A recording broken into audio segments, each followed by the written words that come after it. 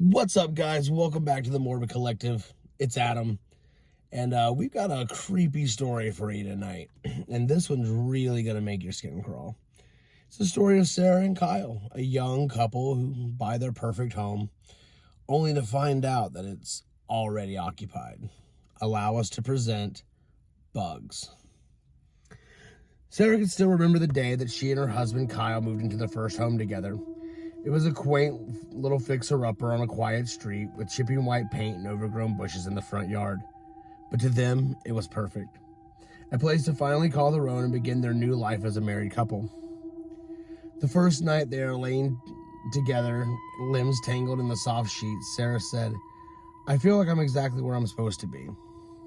Kyle smiled and pulled her closer, kissing her forehead. "Me too, babe." If only they had known what horrors awaited them in that house. It started slowly at first. The occasional spider here and there, a few flies buzzing around. Normal things one might expect in an older home. But then things started to escalate. One night, a few weeks after moving in, Sarah was washing dishes and felt something scurry across her foot. She looked down, expecting to see a mouse, but instead saw a thick, bloated cockroach skitter under the refrigerator. Sarah shuddered.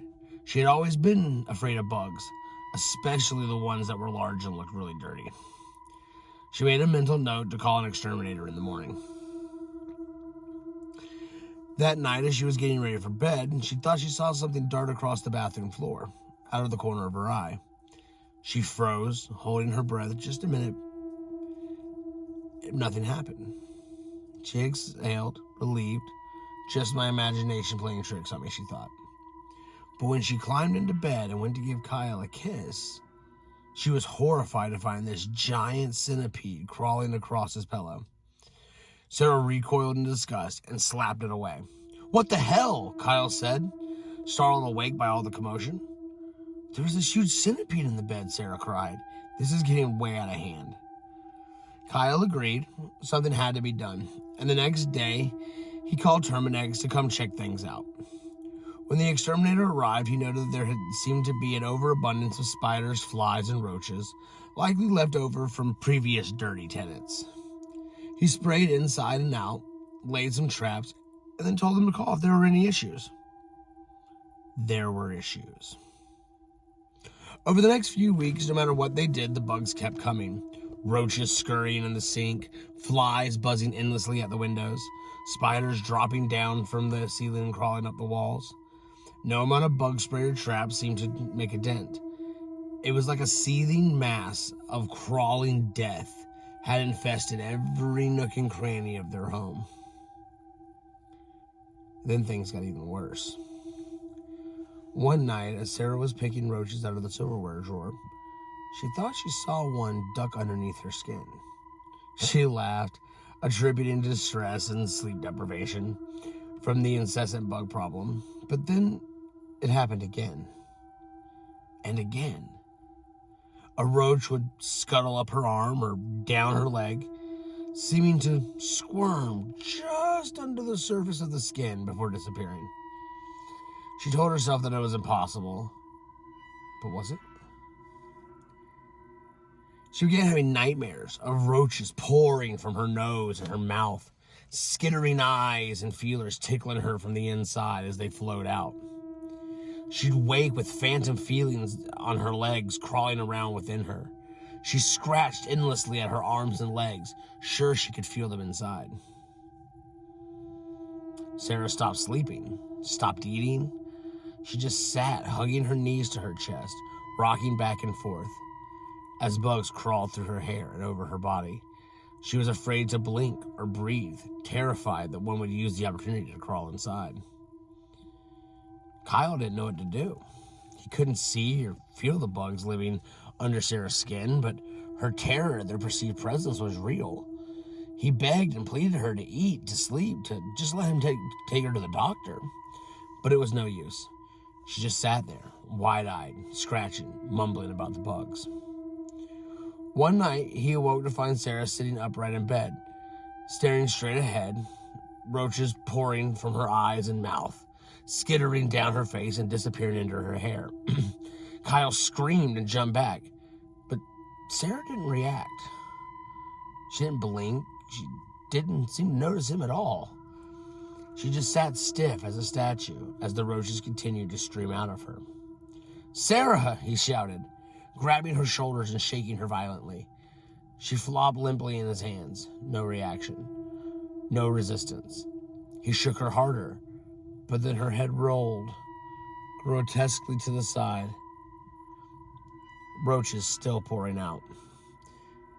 And then suddenly the realization dawned on him. This wasn't Sarah anymore. She was long gone, just an empty vessel for the horde of bugs. Kyle ran to the bathroom and vomited violently into the toilet, hands shaking.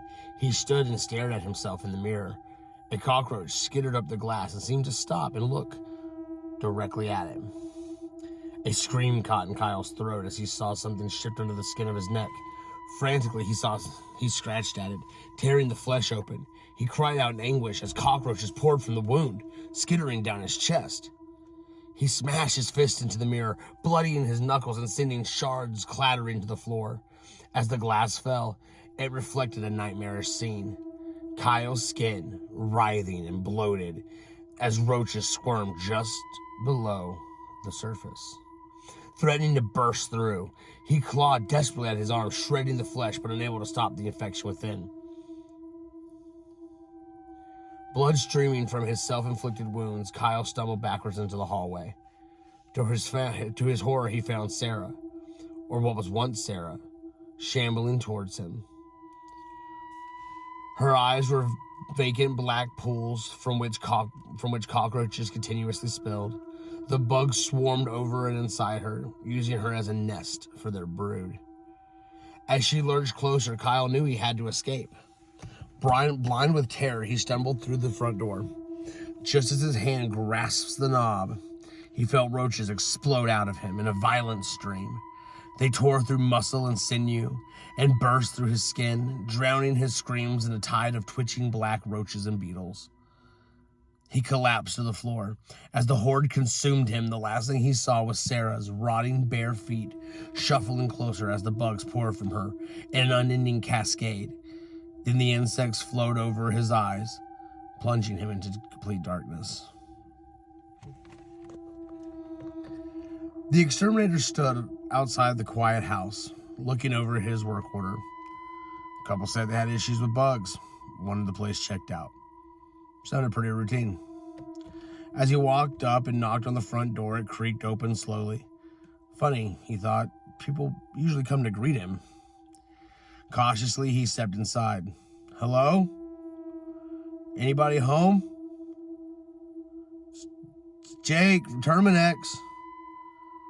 No response. Jake wandered through the first floor, looking for signs of insects and seeing nothing amiss. As he approached the stairs, a foul smell hit his nose. Didn't seem right. At the top of the stairs, the stench intensified. It was a sickly, sweet, and rotten smell.